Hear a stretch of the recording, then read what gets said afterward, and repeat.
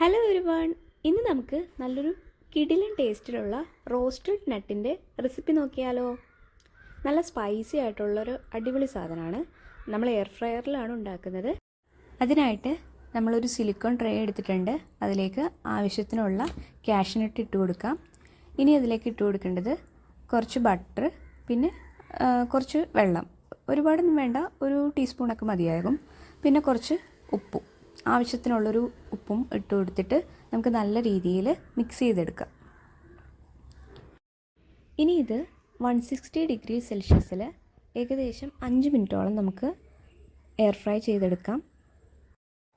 ഇടയ്ക്കിടയ്ക്ക് തുറന്ന് നമ്മളൊന്ന് ഇളക്കി കൊടുക്കണം. അപ്പോൾ മാത്രമേ ഉള്ളൂ എല്ലാ വശവും നല്ല രീതിയിൽ കുക്കായി കിട്ടുകയുള്ളൂ. ഏകദേശം ഒരു ബ്രൗൺ കളർ ആകുമ്പോഴത്തേക്ക് നമുക്ക് ഓഫ് ചെയ്യാം. ഇനി നമുക്ക് കുറച്ച് സ്പൈസസ് ഒക്കെ ഇടാം. മുളക് പൊടി, പിന്നെ ഓണിയൻ പൗഡർ, പിന്നെ ഗാർലിക് പൗഡർ. ഇതെൻ്റെ കയ്യിലുള്ളതുകൊണ്ടാണ് ഞാനിതൊക്കെ ചേർക്കുന്നത്. നിങ്ങളുടെ കയ്യിലില്ലെങ്കിൽ ഇതൊക്കെ സ്കിപ്പ് ചെയ്യാവുന്നതാണ്.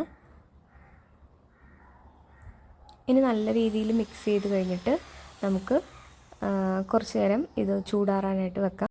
ചൂടോടെ കഴിക്കുന്ന സമയത്ത് നല്ല രീതിയിൽ കുക്കാകാത്ത പോലെയൊക്കെ ഫീൽ ചെയ്യും. പക്ഷേ ചൂടാറിയ ശേഷം നല്ല ടേസ്റ്റ് ആയിരിക്കും.